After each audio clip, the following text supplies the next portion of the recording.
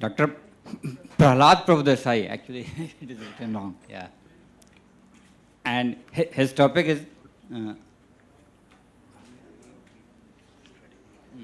newer treatment studies in asthma and COPD. Dr. Prabhudesai is the consultant chest physician at Leelavati Hospital and Research Center.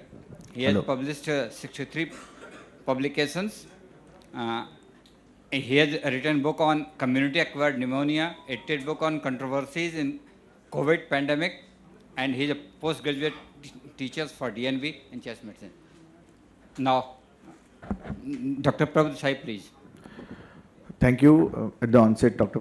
Pathak, thank you very much for inviting. And we had a wonderful session on predominantly on the interventional pulmonology diagnosis.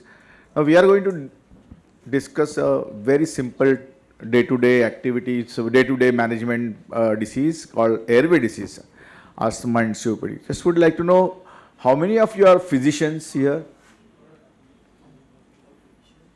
Okay. And chest physicians? Yeah.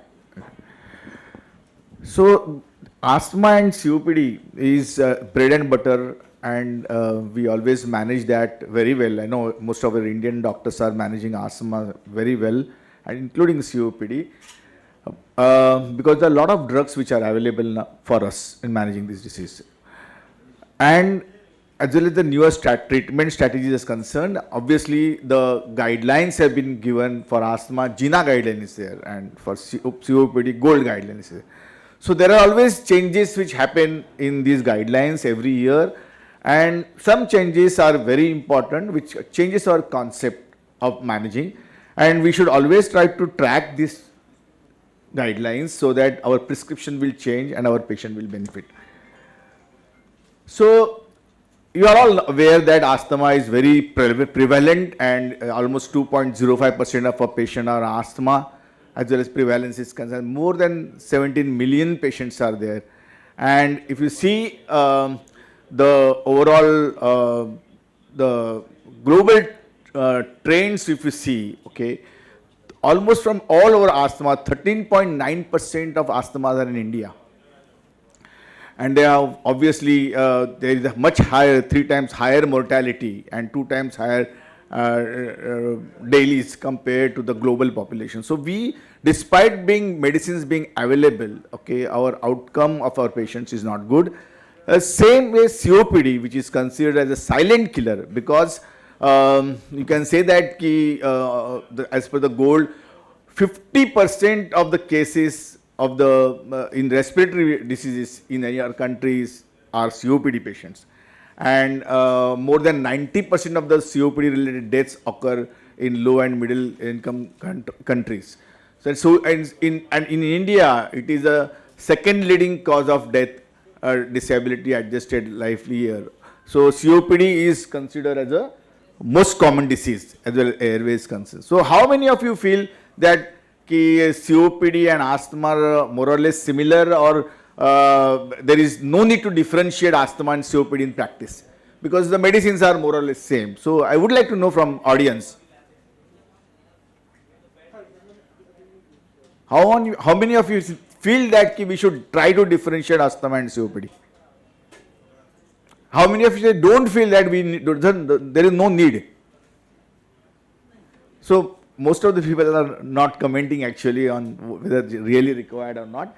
But yes, of course, if you see, the problem is because the definitions, if you see asthma and say both are chronic disease, both have got similar complaint, both are inflammatory disorders, and in COPD is asthma is basically airway disease predominantly, large airways, but in COPD it is a smaller airway disease, and alveolar also get involved in that. So this is the difference, and the reversibility component is there. The variability is there in asthma, in airways functions are concerned, while in COPD is always persistent and progressive airflow obstruction. So there is a difference between these two, and this is the pathology in asthma. Mast cells are very important over here, and you have eosinophils. You can get neutrophilic asthma also, but most important cell which is seen over here is mast cell. While in COPD, you don't see mast cell. okay, and you see neutrophils predominantly, you can have some amount of eosinophils, but there is a destruction of the alveolar wall can happen. Mucus impaction is also there, and there is some amount of fibrosis can develop. So there is difference in COPD and asthma, but there are some similarities. That's why the Dutch hypothesis, they feel that there is actually there are a spectrum of one disease only. In asthma, you have got eosinophils predominantly, but yes, you can have a neutrophils also, and COPD has neutrophilic predominance, but there is eosinophils also. The response to bronchodilator is significant in asthma, but in some COPD is lesser, but in there is a part of COPD where you can have some amount of reversibility. But see, the almost 40% of the COPD patients can have this variability, and sensitivity of lung function test to show reversibility is just 44%, and specificity is 72%. So this is something which creates a doubt whether we are dealing with the more or less similar disease. But there is a strong British hypothesis which says these are both are different, and airway inflammation is different, immunological status is different, area of involvement in the airway is different, trigger factors are different, and response to bronchodilator is there, and impact of inflammation is systemic means in COPD you get involvement of other organs which asthma you generally do not have. So both are different disease, and there are sometimes you may have some overlap or some combination, or two diseases can exist in one patient. Okay. So let's see what GINA guidelines says about changes. Okay. First of all, everybody knows that asthma is a clinical diagnosis, but this is the first time you can say that importance of spirometry is been put by the GINA. Okay. At some stage, if you have doubt, you must do a spirometry, or if not possible, the peak flow meter, and both are very important to diagnose asthmas. And you also should, when you are treating asthma, you should always try to find out, is my patient having asthma adequately controlled or not, and for that we have to take up efforts to find out asthma control is there, exacerbations are not happening, the trigger factors, etc. and all that. Okay. We also should try to see, because there are patients who can go into remissions both on treatment or without treatment. So that is also an important part we have to study. And we always used to think FeNO is something which is used for diagnosis of asthma. So GINA says no, FeNO is for only diagnosis of severe asthma. Okay. So this is something which is different, and this is the GINA guidelines, which if you see very carefully, which the track 1, what they call now, okay, is the older way of managing the asthma, where they should talk about budesonide and formoterol as a combination therapy for maintenance as well as for the exacerbation. And this is the steps which are given, step 1, step 2. As the severity increases, the dosages increases. Okay. And step 4, you can add anticholinergics, we have steroids sometime, and you have biologics role. What is this track 2? This is a new thing. Okay. So it is not always that budesonide and formoterol should be used, but the basic principle is that whenever you are using a bronchodilator as a treatment in asthma, it should be always associated with the ICS. That's a very important statement. You can use short-acting beta-2 agonists along with inhaled steroids, need not be formoterol and budesonide. And as the severity increases, dose you can increase. But when it goes to step 3, here you cannot use short-acting, but you have to add for control LABA and ICS. That's a very important thing, and the dose increases. As a reliever here, you can use ICS and SABA. See, as a treatment of asthma, you can never use only single bronchodilator, but it has to be along with the steroid. That's the whole basic principle.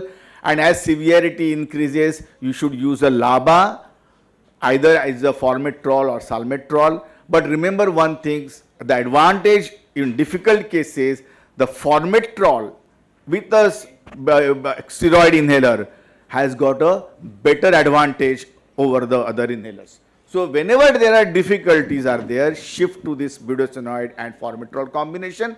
because asthma control becomes better. So this is what is a change over here, but you can use beclometasone with formoterol. Earlier they used to say only budesonide.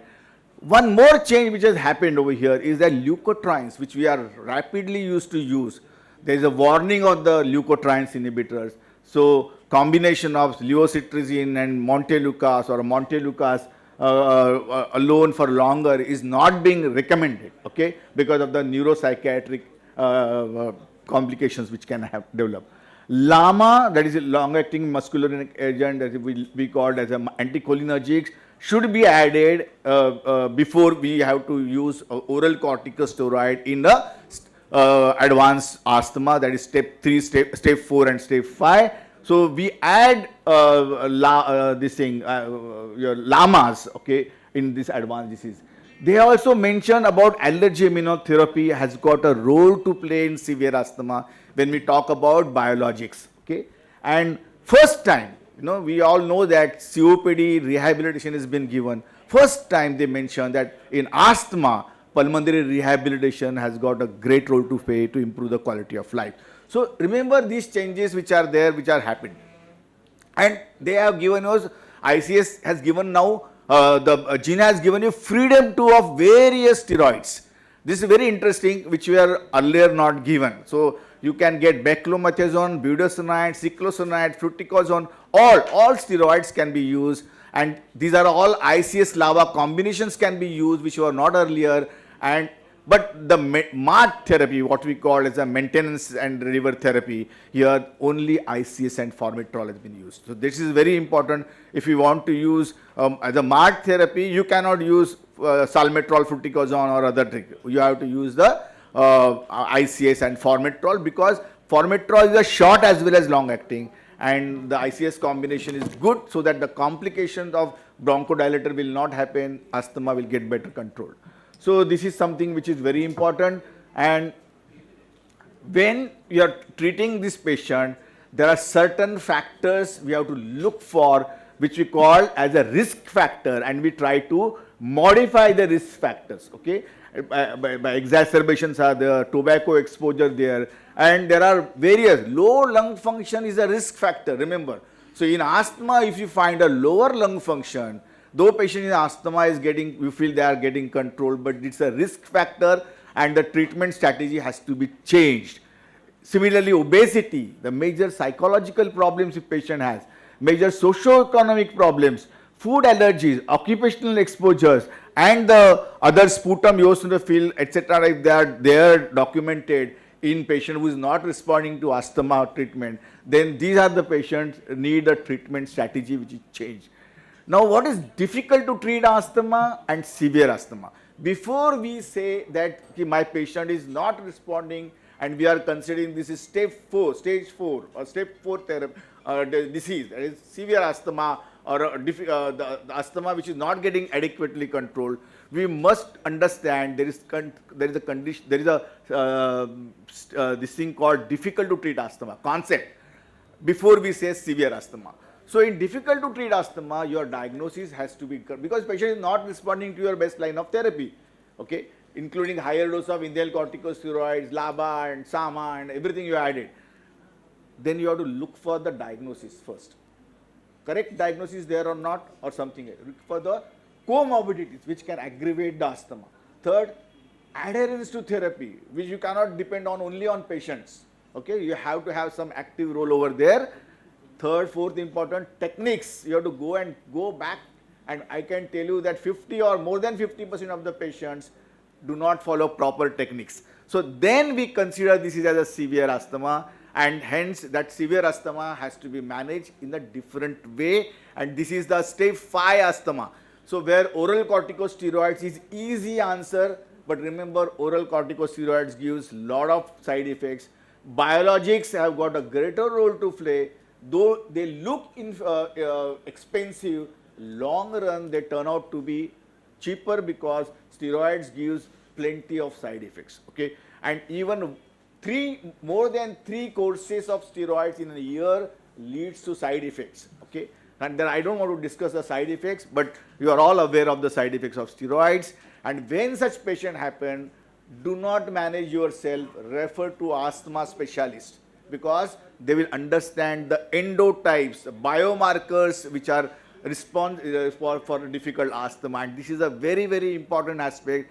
Every chest physician should read about this and try to understand the endotypes of asthma, and there are various biomarkers, eosinophils, IgE levels, which can guide us regarding what sort of a biologics we can use, because this is the best chance. We can't change the biologics so easily. So try to select your biologics by the understanding your eosinophil count, IgE levels, and then we have anti-IgE, omalizumab, we have mepolizumab and benralizumab, and now we still don't have the other, but yes, the last one, which is anti-TSLP, is likely to come, which has been approved, and which can also change our overall concept of all airway disease, which includes asthma, neutrophilic asthma, eosinophilic asthma, and also COPD.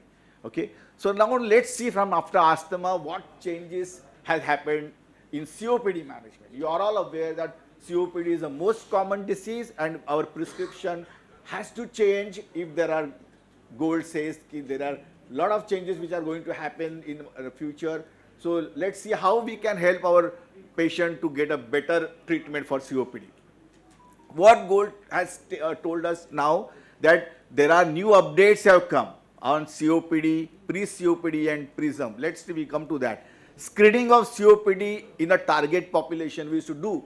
See, if patient is having no symptoms of COPD and there is no risk factors, okay, there is no need to do any preemptively lung function test to diagnose COPD. That's a very important statement. Otherwise, all health checkups we try to give COPD diagnosis is not required. Okay, screening of COPD target not required. We also have to look for interstitial lung disease in COPD, because if you see chronic smoking, pollution, both are responsible for interstitial lung disease, and they have an overlap, and many times you may not be able to differentiate on plain simple X-ray or even lung function test.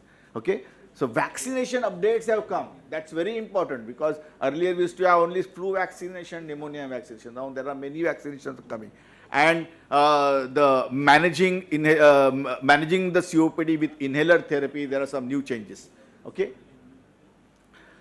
as well as the proposed taxonomy of COPD is concerned, alpha-1 antitrypsin is not very common in our country, but yes, you should do in a difficult conditions. But most important thing which changes have happened, that COPD is not of elderly people and young people, but there is a good chance that COPD development can happen in the young children. So our children who gets recurrent infection, their asthma doesn't get controlled, or there are some reasons by which the children are suffering, they have a lower lung function, and these are the patients going to get later on COPD. So just like smoking, air pollution, third important aspect is now childhood infection or childhood poor lung function. That's an important thing. Okay, so biomass exposure, we are all aware, recurrent infection, COPD, asthma, overlap and all can happen, but this is a graph which is very important to see. If your lung functions are poor, you have got in a young age, as a child, because of infection, your lungs are getting weaker and weaker, and when they become adolescents or adult, the lung function remain lower. These are the patients who are going to get COPD. So pre-COPD is something which you are aware that there is a lot of relevance to the possibility of COPD, asthma, air trapping is there, emphysema is there, but lung functions are normal. They are not falling into the definition of COPD. PRISM is the other thing where FEV1 upon FVC ratio is good, more than 0.7. Okay, but the FEV1 values, the spirometry is impaired, if the absolute value of FEV1 or even FVC.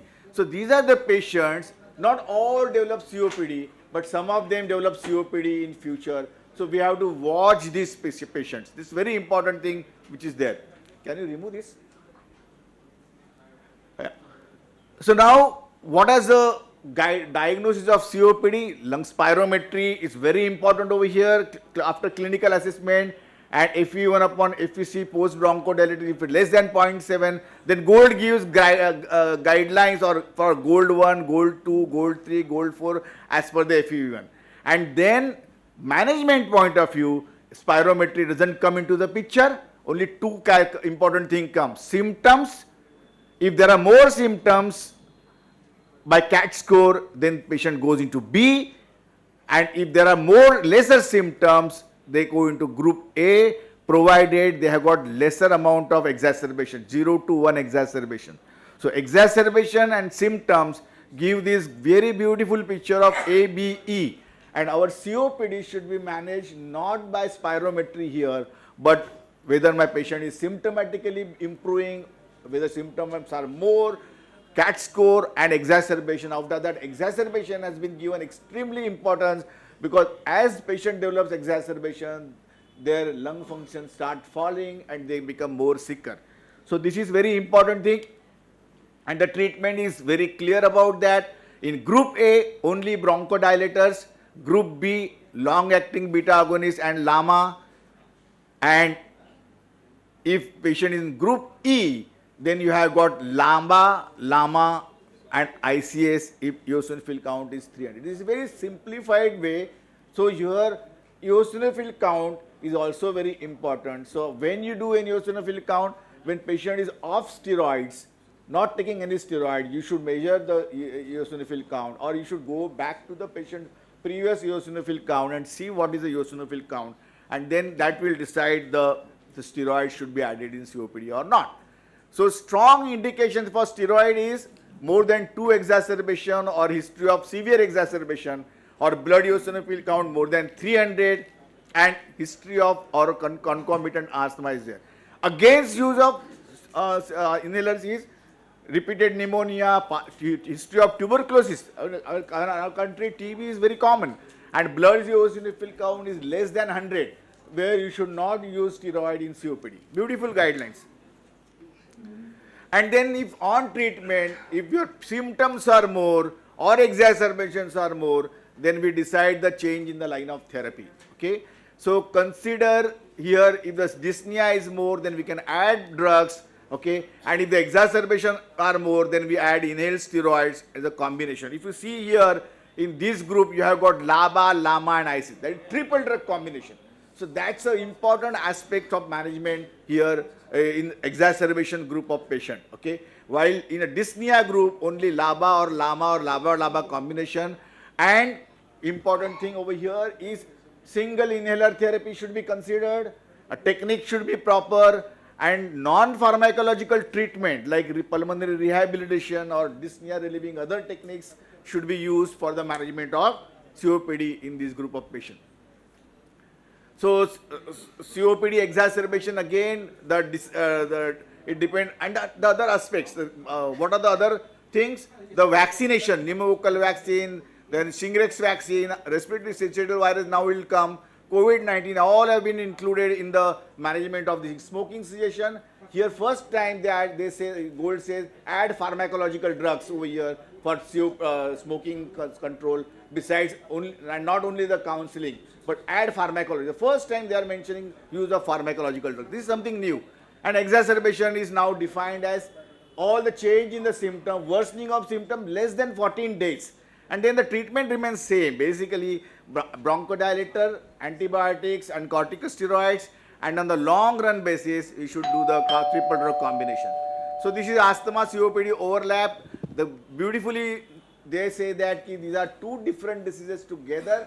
So if you have symptoms predominantly asthma, we treat like asthma, COPD treat like COPD. If you think there is an overlap or the mixing is there, then treat like an asthma. That's very important.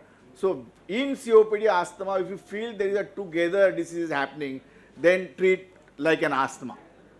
So take home messages are very clear. For asthma, diagnosis needs clinical cluster with lung function test or picometer. Formoterol and budesonide is a superior combination. Okay, and for controlling asthma, LABA and ICS, relievers should be combined with always SABA with ICS. That's very important. And for COPD, the importance that there is a concept of age has been come over here for COPD, diagnosis and treatment. Importance of spirometry in COPD diagnosis is redefined, and PRISM and pre-COPD conditions have come. Triple drug combination is appropriate in a patient, is always encouraged, especially with a single inhaler, and non-pharmacological interventions need equal emphasis in a along with the pharmacological intervention in COPD management. I think these are some new changes. We're hoping that our prescription will change in COPD and asthma management, so patient will have better control of both the diseases. Thank you very much.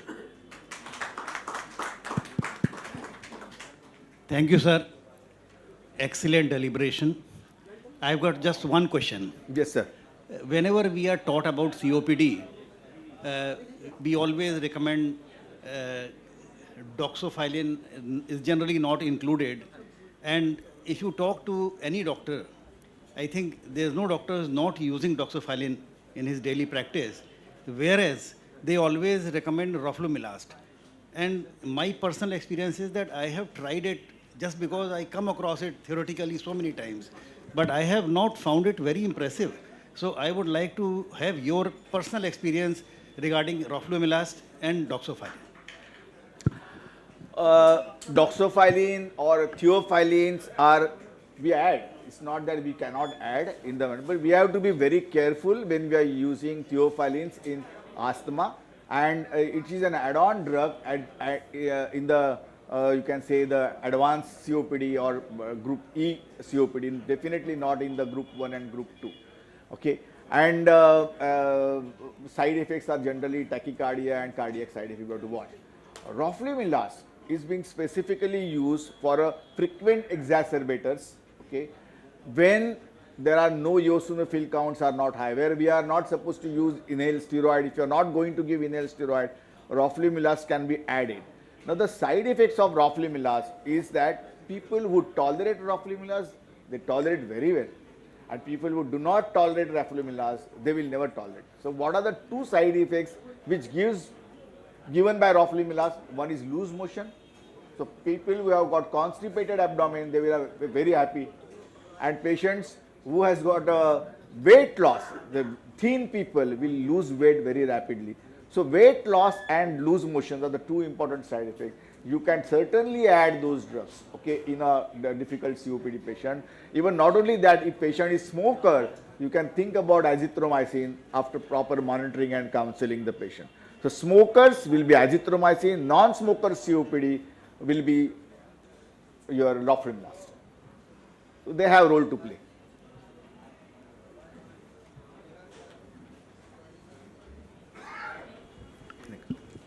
Thank you. Thank you so much, sir. So to present Memento and Angavastram to Dr. Pralhad, sir, I would request Dr. V.B. Singh, sir.